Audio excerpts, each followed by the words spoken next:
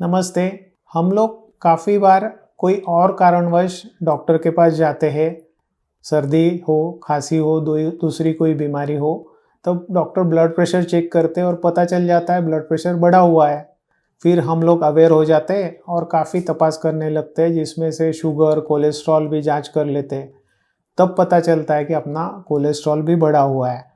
तब हम लोग सोचने लगते हैं कुछ संबंध है ब्लड प्रेशर और कोलेस्ट्रॉल के बारे में। नमस्ते, मेरा नाम डॉक्टर अभिजीत पर्शिगर है।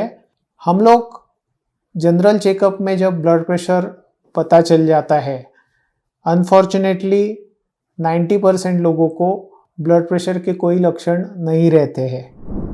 डॉक्टर के पास रूटीन चेकअप करने जाते हैं तब पता चलता है कि ब्लड प्रेशर बढ़ा हुआ है। पहले हमारा विश्वास बिल्कुल नहीं होता कि बढ़ा हुआ है। हम लोग सोचते हैं कि डॉक्टर के पास जाने की वजह से बढ़ा हुआ होगा। ये सही होता है, जिसको हम लोग वाइट कोट हाइपरटेंशन बोलते हैं। बहुत बार डॉक्टर के पास जाके वो बढ़ जाता है, मगर इसका मतलब नहीं कि आप उसको निग्लेक्ट करें। उसको ध्यान में रख के वापस से चेक करके कंफर्म करना चाहिए आपको ब्लड प्रेशर है।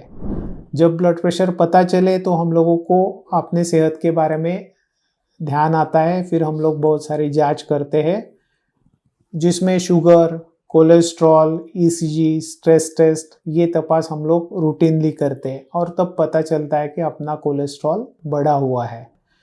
दिमाग में आता है कि ये कोलेस्ट्रॉल की वजह से तो ब्लड प्रेशर नहीं हो गया, या उल्टा तो नहीं है।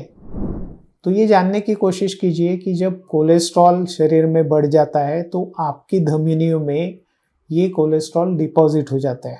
ऐसे मान लीजिए जैसे आपका पानी का पाइप है, उसमें कोई डिपॉजिट हो गया तो क्या हो जाएगा, वो पानी का फोर्स बढ़ जाएगा क्योंकि वहाँ पे रेजिस्टेंस आ जाता है। वही तरीके से कोलेस्ट्रॉल जब धमनियों में जमा हो जाता है, धमनियाँ मोटी हो जाती है और उसकी वजह से ब्लड पे जो प्रेशर है वो बढ़ जाता है, जिसको हम लोग हाई ब्लड प्रेशर बोलते हैं। तो 100% संबंध नहीं है, मगर इनडायरेक्टली ये अफेक्ट करता है ब्लड प्रेशर को। अगर आप कोलेस्ट्रॉल कम करें तो ब्लड प्रेशर कंट्रोल होने में मदद होती है। इसको हम लोग साइंटिफिक भाषा में सिंड्रोम एक्स बोलते हैं या मेटाबॉलिक सिंड्रोम बोलते हैं। इसमें क्या होता है कि बहुत सारे फैक्टर इन्वॉल्व रहते हैं। आपका मोटापा बढ़ जाता है, खाने की वजह से कोलेस्ट्रॉल बढ़ जाता है, जो मेद है वो बढ़ जाता है, जिसको हम साइंटिफिक भाषा में कोलेस्ट्रॉल बोलते हैं।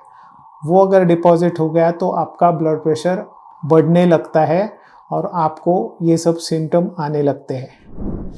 मैंने आपको कहा कि सिम्टम नहीं रहते हैं, मगर 10% लोगों में ये रहते हैं, जिसमें थोड़ा सा हेडेक हो जाना, चक्कर आना, मतली होना, ये लक्षण हो सकते हैं।